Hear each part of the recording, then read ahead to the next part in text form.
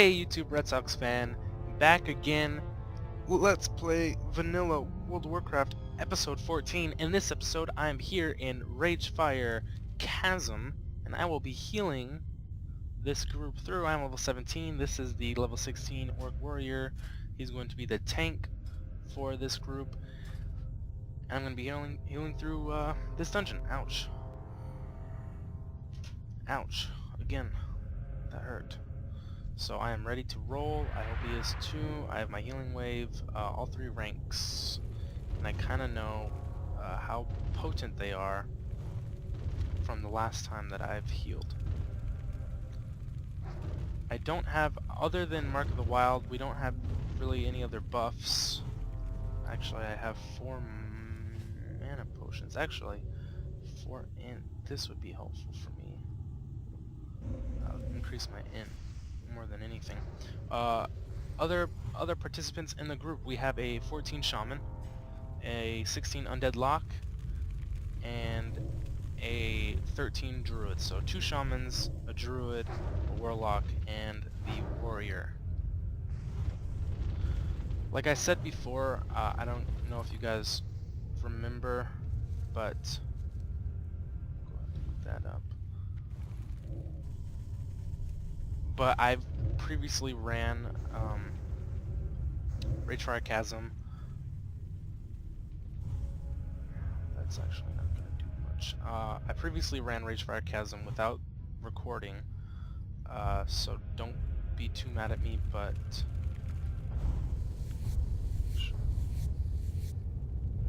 yes. So I've done all the quests already. I can kind of tell you if we run through the whole dungeon, I can kind of tell you what the quests are and what you missed out on last time.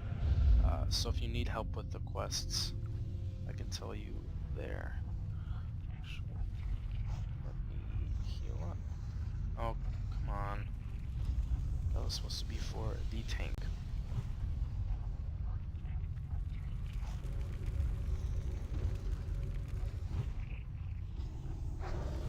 So basically, I'm healing through. I only have 3. Well, technically 1 heal, and it's gonna be all the way down there already. Okay, I gotta run. Healing Wave is the only spell I have that will help out here. I also have Cure Disease, but that doesn't really apply to anything, because the debuff he had wasn't a disease. So I have all 3 spell ranks for Healing Wave. They increase in mana, and they also increase in cast time, but they also increase, obviously, in the potency of the heal.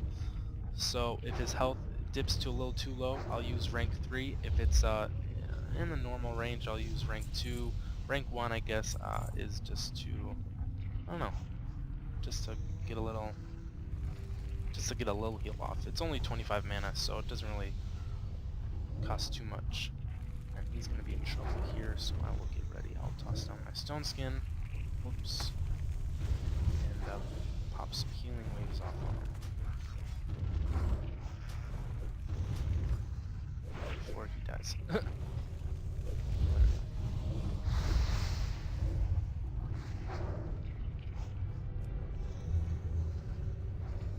So the enemies of Ragefire Chasm, as you previously saw, were Earthborers. There's a Molten Giant, I believe the name was, and now we have all these Ragefire Trogs that have come out of nowhere. So these are the main residents, and later on we'll get to some different enemies. But Ragefire Chasm is exactly what it sounds like. It's a little... Whoa. It's a little chasm that is right beneath the main of Orgrimmar, where these Trogs have infested and some cultists have taken up shop, as we'll see later on. Now, the Trogs are basically one of the main enemies in here, along with cultists, but we haven't seen them yet, so nothing to worry about from them yet. Oops.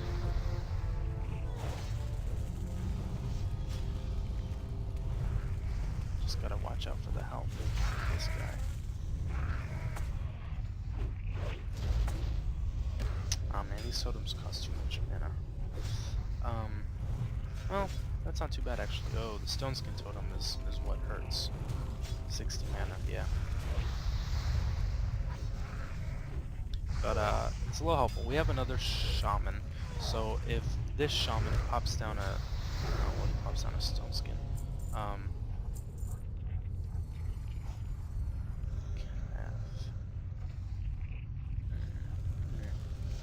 Whenever if she pops down a stone skin, I guess I can pop down a strength of earth, just to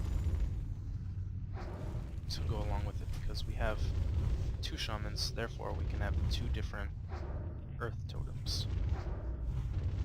Let me get his health up full. I'll pop down one of my mana potions. Whoa! A little too low for comfort there. I'll get in there. I'll use a stun.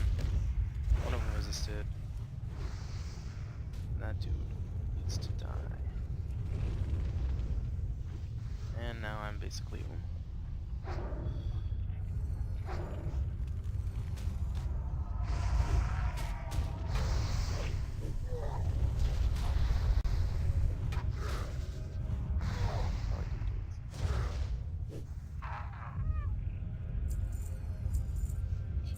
we're out of combat, I can drink up. So, from what you've seen here, there are 2 different kind of Trog enemies. One of them is a Ragefire Shaman, and the other is obviously the Ragefire Trog. Now the Shamans, they cast Lightning Bolt, and basically Lightning Bolt, melee, and...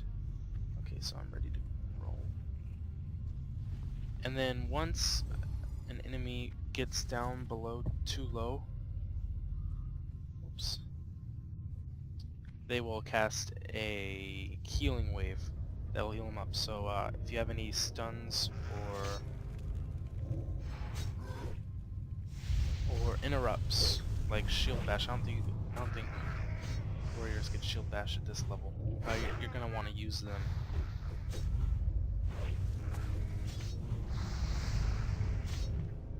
when they while they cast healing waves, so they don't heal up their.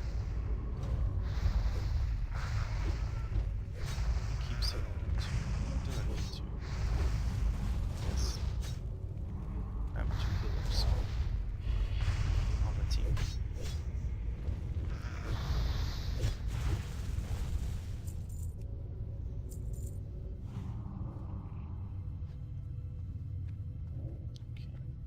Now over here, what we're going to be going to, there is a quest there, and there's also a little mini boss, which I think he drops a green. I don't think he drops anything special.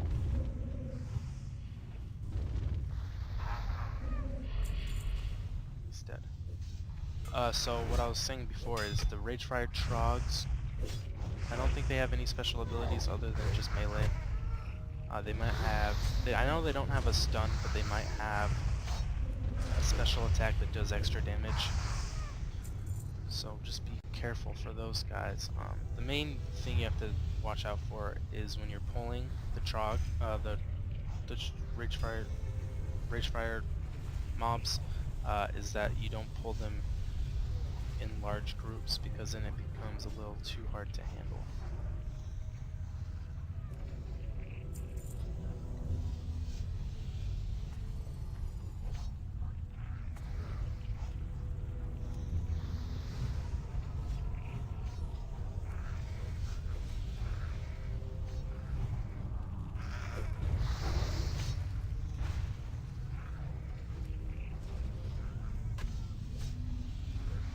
But this warrior is handling them pretty well. So not too much to worry about now. Just gotta make sure that his health doesn't go too low. I will say that I'm pretty sure by this time around, my other group I think we already wiped around this part. I think we wiped. It was really funny. We wiped on the first pull of the first like Ragefire group of shamans and trogs. I think we pulled like 6 at once, and we couldn't handle it, so we wiped. We had to run back. I think we wiped maybe a total of 5 times. I want to say less than 5.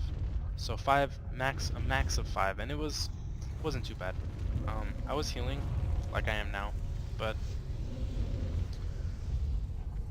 I think the main problem was the tank didn't hold enough aggro when we pulled in groups of about 5 or 6, and so that was a problem, because then half of the mobs would come after me, and if I was focused on healing the tank, I couldn't heal myself, and if I was focused on healing myself, I couldn't heal the tank.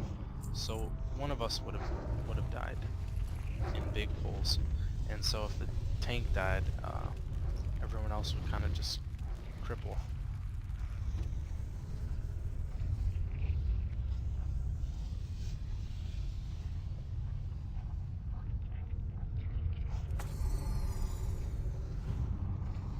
Okay, so this is going to be the big first boss pull. I'll go Flint, and there's a Trog and a Shaman. Someone dropped a Stone Skin, so I guess I'll drop Strength of Earth. That'll help. These can be pulled apart. Oh, sweet. Wow. Yes, yes I can. Okay.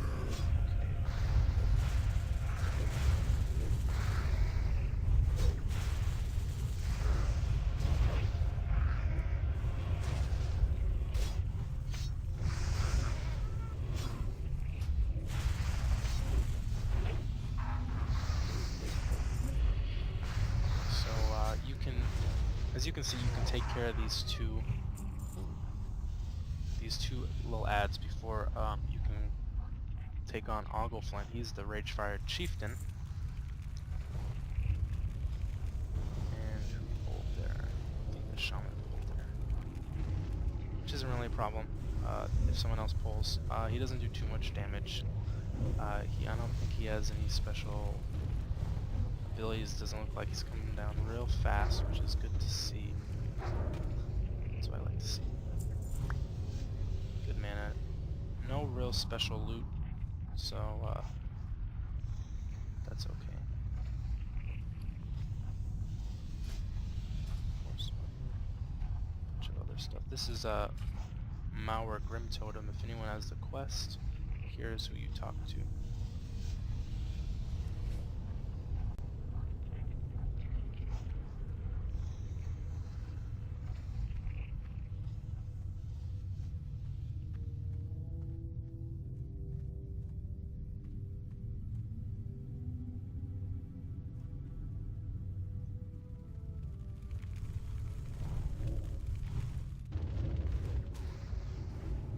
So the tank just asked if the dead NPC, technically dead,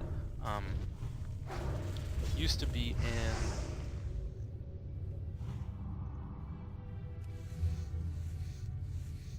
in the room where Ogleflint is, but before in Vanilla, apparently he wasn't in that room. He's just laying next to the lava.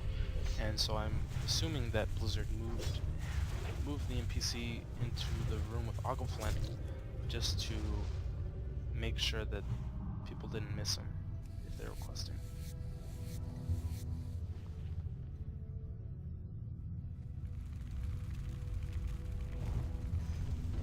Yeah, Ogleflint.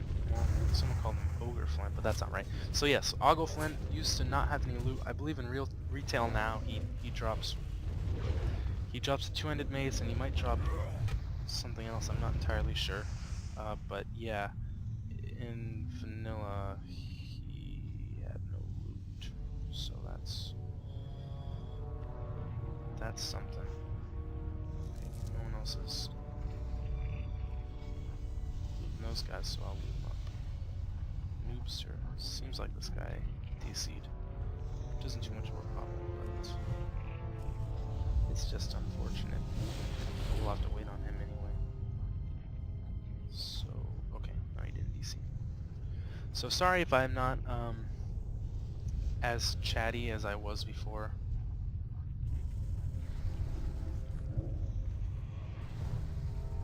Because sometimes when I have a lot of, not really responsibility, obviously I do, but oh man, there's gonna be a roll, so I can't really skin those guys. The earth borers are mobs that you can skin. So that's, if you're a leather worker, if you have skinning, just watch out for that. What I was trying to say is, when a lot of stuff is going down, when there's a lot of action,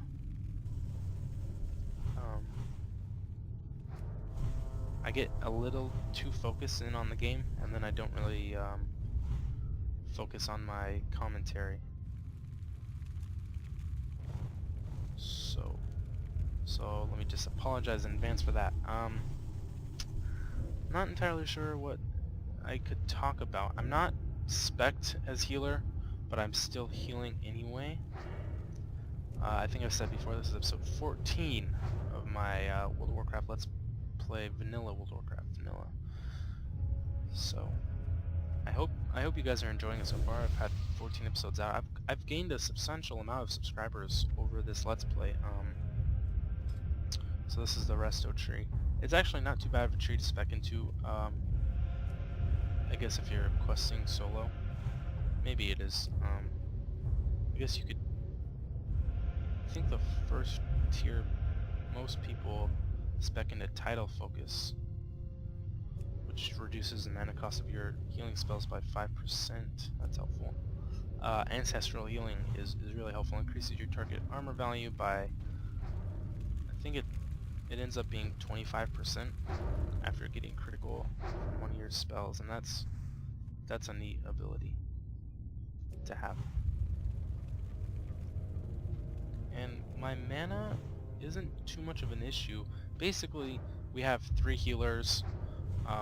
This other shaman said they would heal, or this druid said they would heal, so occasionally they've been chipping in with the heals, but for the most part I've been keeping this tank up, and I'm not having too much trouble with my mana conservation, so that's always good to see.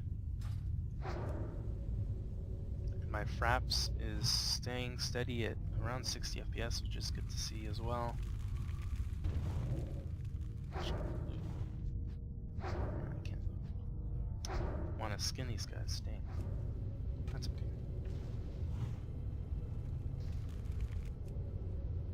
Just plowing through these moon giants.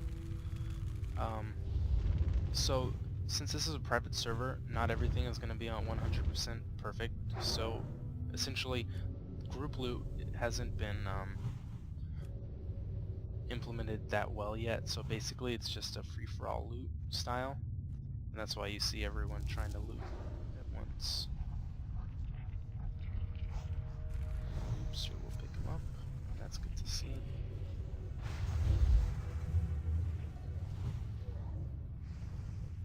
Should watch out though, my mana's getting pretty low. Don't pop down my mana real quick. MB, mana break. Yes. Mana break. Still always nice to have rest.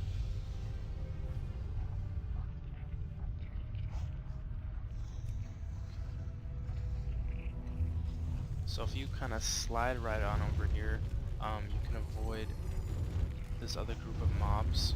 And we'll go ahead and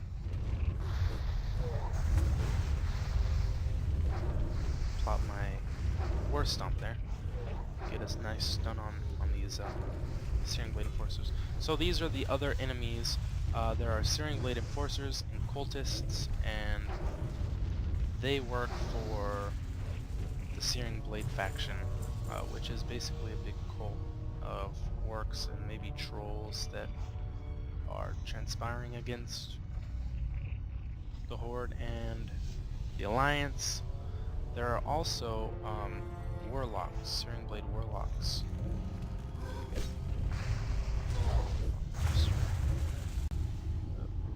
It's always bad to have a little lag spike, because then I'm worried, oh no, am I gonna disconnect or what? I've disconnected once or twice during the first RFC run that I did that I didn't record, but for the most part everything's running pretty smoothly in this dungeon. So this is the main boss, Taragaman. I don't know how to pronounce that. Taragaman. I'm assuming it's Taragaman. I don't know if it... Oh, actually, no. I wonder if these stack. That would be helpful if they did stack, so I'll just go ahead and keep my stone skin out for the time being, and pop some healing waves off on that guy.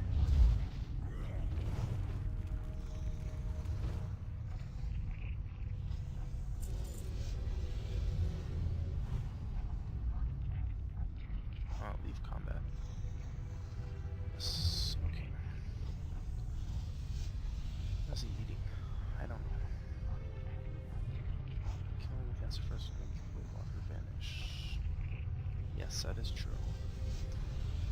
So, I'm fully manned up. I'm good to go. I'm ready to do this. So this is the main boss of the entire Ragefire Chasm. Taragaman the Hungerer. He, it's a special skin that I haven't seen most enemies have. It's sort of like a Fel Legion demon skin, and he does have an AoE spell that he casts, but it's not too much that we can't handle. Most people are staying back here anyway.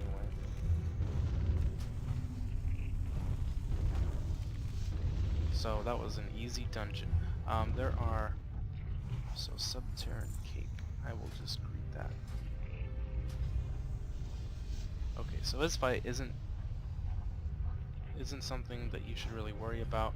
It's just a standard, as we like to say, tank and spank. But he does cast a an AoE fire spell sort of thing.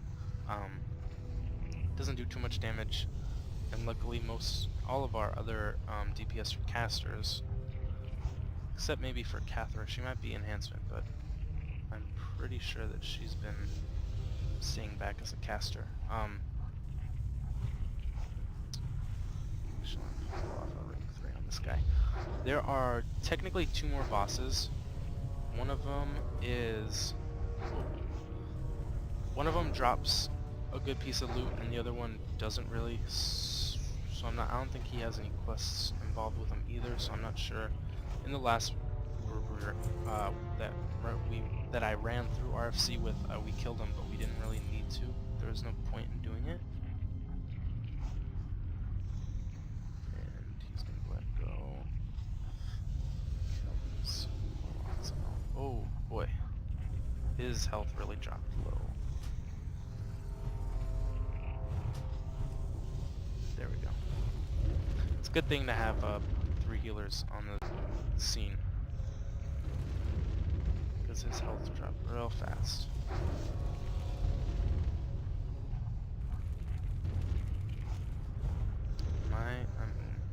Oh boy.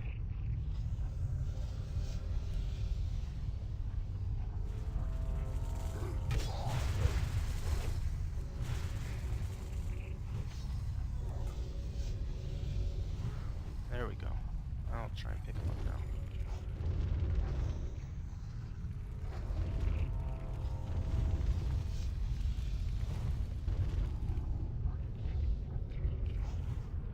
Shit, he's dead. Oh, the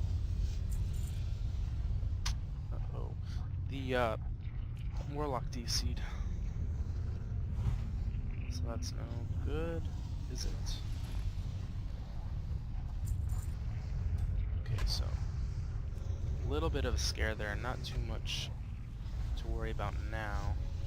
I'll go into the DPS extra DPS. And I will drink my ice cold milk once I'm out of combat. Oh, there she is.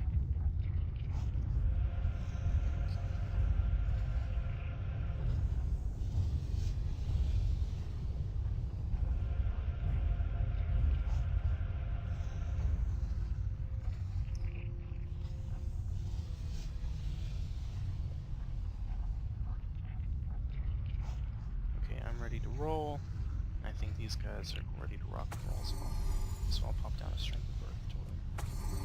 Increase our strength by 10. Oh boy. Actually, hold off on that.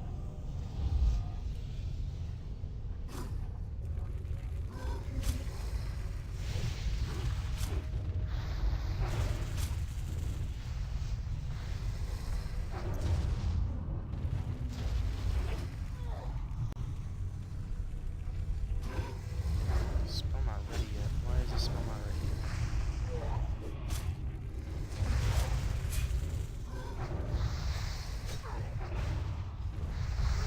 So Warlock's should die.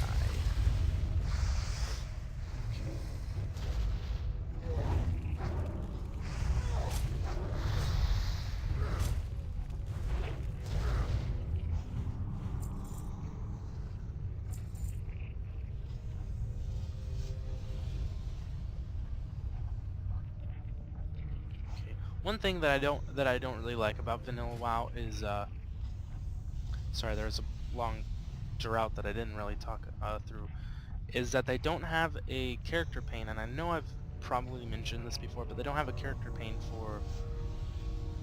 for spell DPS or mana conservation. So, jeez, stop playing WoW late at night on workdays. Okay.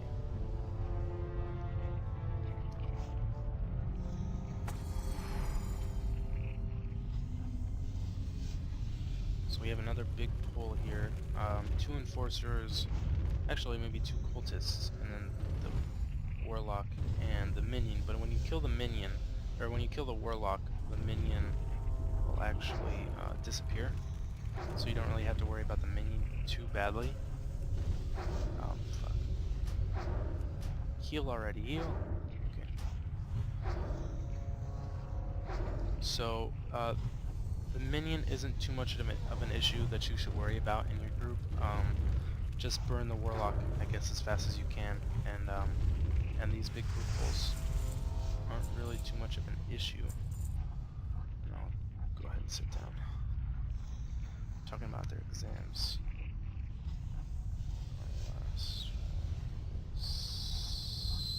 Thursday. Actually get up and... Uh-oh.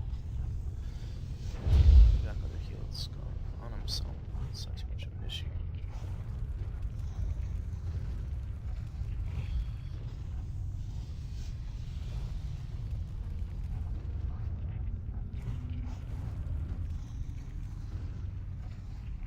Okay, so this warlock is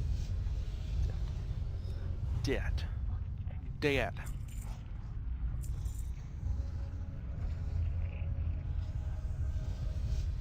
Oh boy, I got the Red Sox game on TV, and we are playing the Tampa Bay Rays, and Boston's up 2-0, so that's always something I like to see.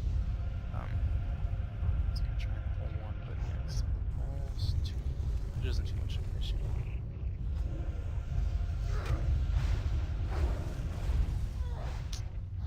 Silly Torn, you shouldn't... Torn ratio is War Slump. I've gone over this before, but it's basically a stun, for a 2-second stun, which isn't too bad. I think it'd be a little more OP.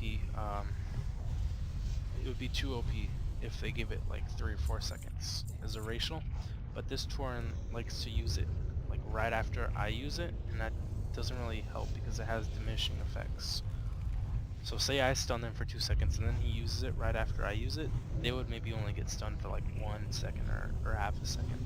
So it doesn't really have as good of an effect if you use it right after. Give it like 10 seconds before you use stuns consecutively, because then or else the stuns won't be as effective.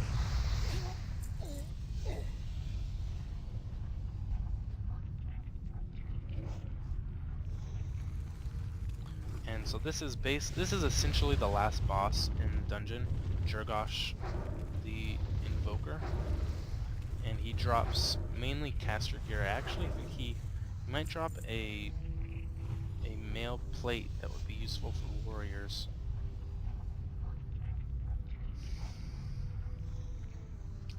But other than that, I think he drops a caster robe, and he might drop a dagger, but I'm not entirely sure.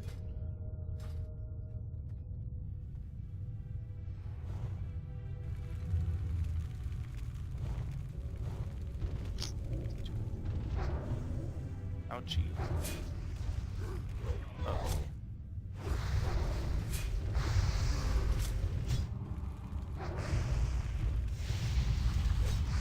And Jurgosh is immune to stuns like most bosses in dungeons are.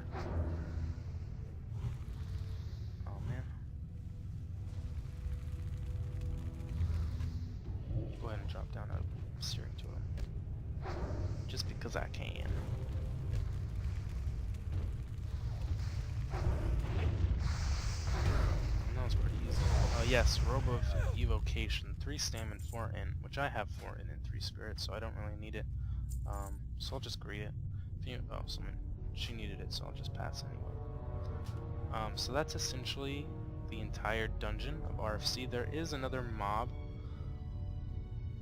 well, another mini-boss, so to speak, up top, and it is actually, I might be able to see him. No, Searing Cultist. He's gonna go over there and take on this group, but we are essentially done. If this group, I guess, wants to go up top and take on that, that boss, I guess I'll heal him through it, but he doesn't really drop anything special.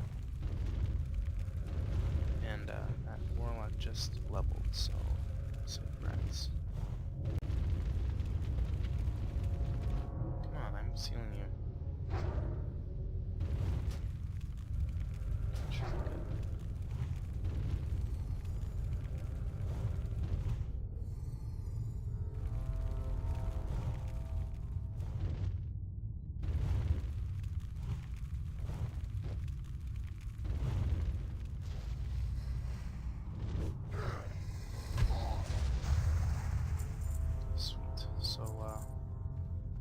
Essentially done with the dungeon now. I think actually this has something to do with, there might be a quest for it, but I think there's a paladin quest that coincides with this.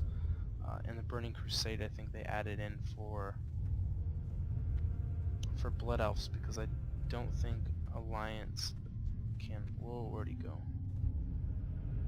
Okay, that was weird. I don't think Alliance can really run this dungeon without a little trouble getting in. So it might be just a regular quest, or it might be a paladin quest. I'm not entirely sure.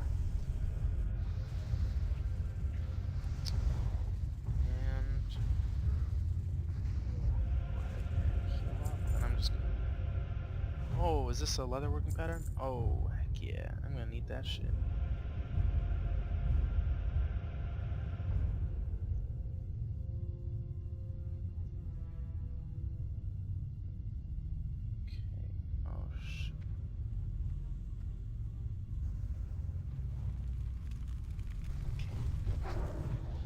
So this is Pattern's Rugged Leather Pants. +1 stamp. So, interrupted. Not too good. Not something I think I can use, but I'll definitely try anyway. Oh, shit, son.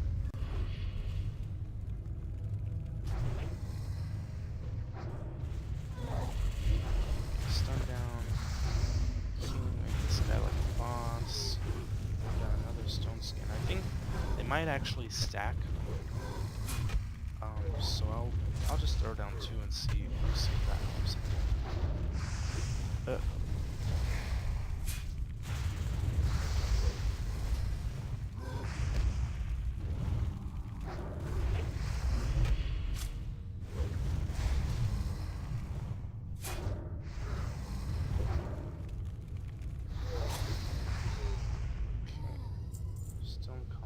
It's a little bit of a combat glitch, where you kind of stay in combat for a little while more than you actually are.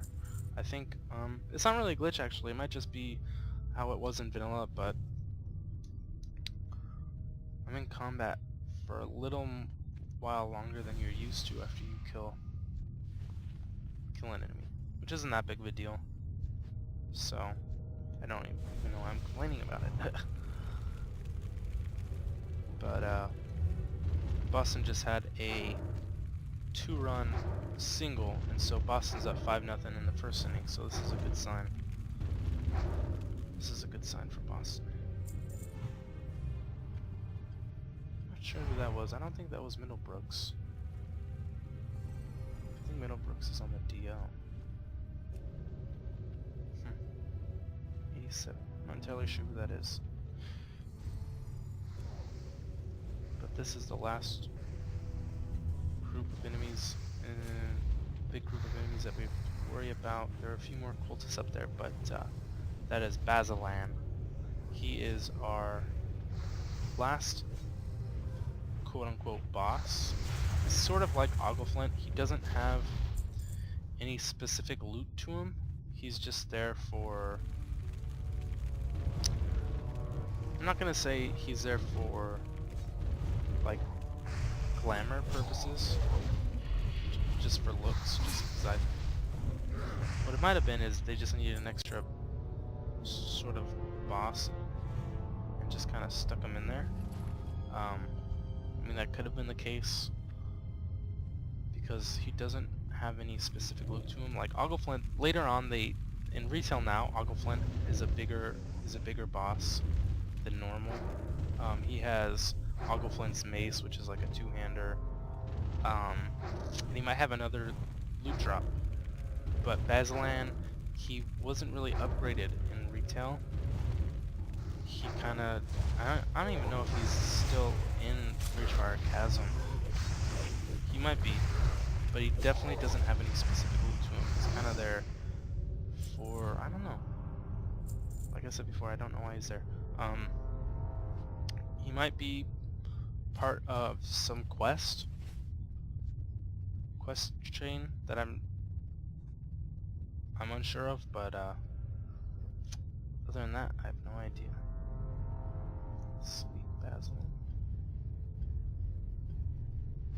30 sec. 30 sec for what? Okay, I'm ready to go.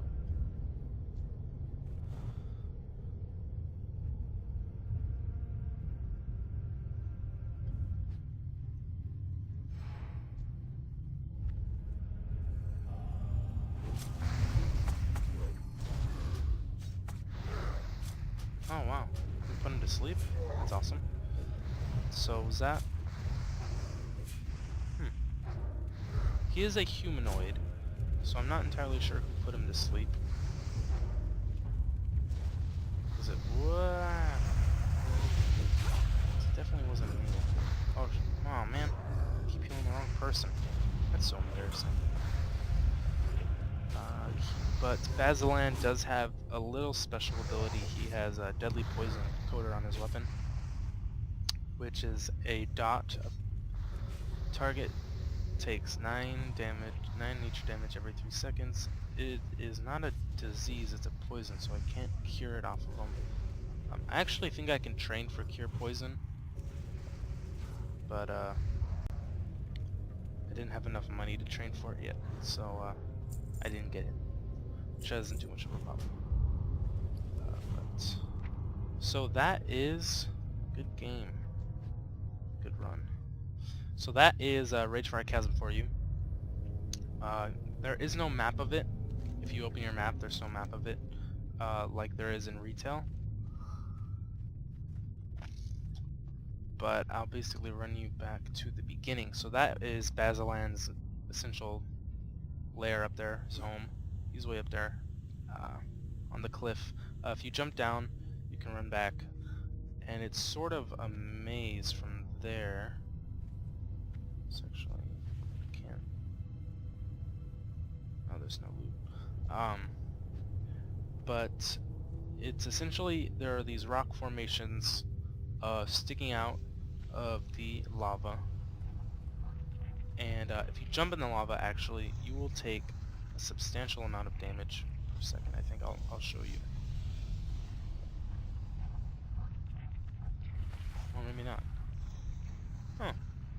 Maybe they added in lava damage later on, but I was pretty sure before. No, I can't get back up. Seriously? Come on. You're just... Oh man, I fell in the lava. Ah, shit, son. Maybe I can swim around, because I'm not taking any damage. I thought before, you took a lot of damage in the lava, but I'm guessing now that you don't. So I'm just gonna leave this group now, and it will teleport me to the crossroads in about a minute. So yes, this main sort of rocky thing is where Taragamon, the Hungerer, is. He's essentially the main boss of RFC, and there is a quest that involves him where you have to loot his heart, and that's essentially it. And everyone can loot it after you kill him, so it's not that big of a deal.